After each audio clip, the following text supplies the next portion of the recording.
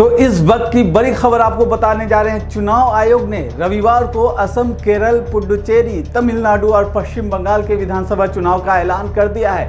तमिलनाडु में single phase में 23 अप्रैल को वोट डाले जाएंगे, वहीं बंगाल में 2 फेज 23 और 29 अप्रैल को वोटिंग होगी।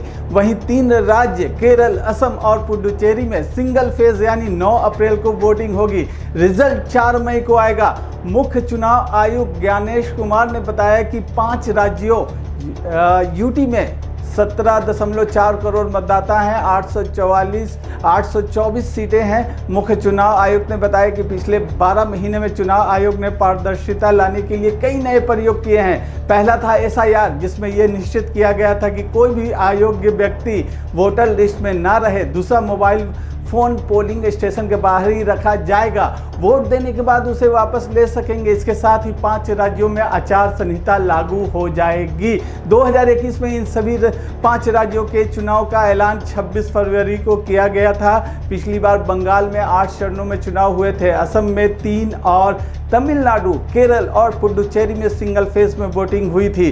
5 विधानसभाओं का कार्यकाल मई में खत्म हो रहा है। तारीखों के ऐलान के बाद मुख्य चुनाव आयुक्त ने कहा कि भारत के संविधान का अनुच्छेद 326 चुनाव आयोग को ये दायित्व देता है कि वो पात्र लोगों को सूची में रखे जो मतदाता 18 साल के हैं, भारत के नागरिक हैं। आचार संहिता लागू होने के बाद अब कोई राज्य नई घोषणाएं के लिए ऐलान नहीं कर सकता है। हिंसा को चुनाव आयोग बर्दाश्त नहीं करेगा। अभी तक जो घटनाएं हुई हैं वे आचार संहिता लागू करने के पहले हुई, आज के बाद एक्शन लिया जाएगा। मुख्य चुनाव आयुक्त ज्ञानेश कुमार ने कहा कि हमने पिछले दिनों चुनाव की तैयारियों के लिए असम, केरल, तमिलनाडु, बंगाल और पुडुचेरी के वोटर्स का दौरा किया।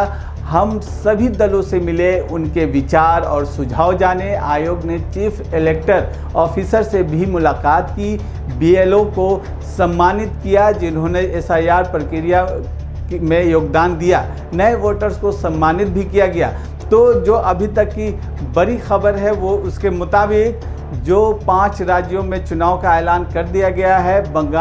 पश्चिम बंगाल जो सबसे अहम माना जा रहा है, जहां ममता बनर्जी TMC की लड़ाई सीधे BJP के साथ है और लगातार वहां रैलियों का दौर चल रहा है। तो अब चुनाव की तारीखों का ऐलान हो गया। 4 मई को रिजल्ट आएगा और अब फिर से जो सियासी गहमा गहमी है, लगातार PM मोदी भी पश्चिम बंगाल में रैलियां कर रहे हैं, ममता बनर्जी भी ताबड़तोड़ रैलियां कर रही हैं, लोगों से जुड़ रही हैं। तो पश्चिम बंगाल के चुनाव पर सभी की नज़र है, किस तरह से जो TMC और BJP के बीच कांटे की टक्कर है वो अब महज 1 महीने के अंदर सब कुछ तस्वीर जो है साफ हो जाएगा। लेकिन अब तारीखों के ऐलान के बाद कई सियासी बयानबाजी भी सामने आएंगी।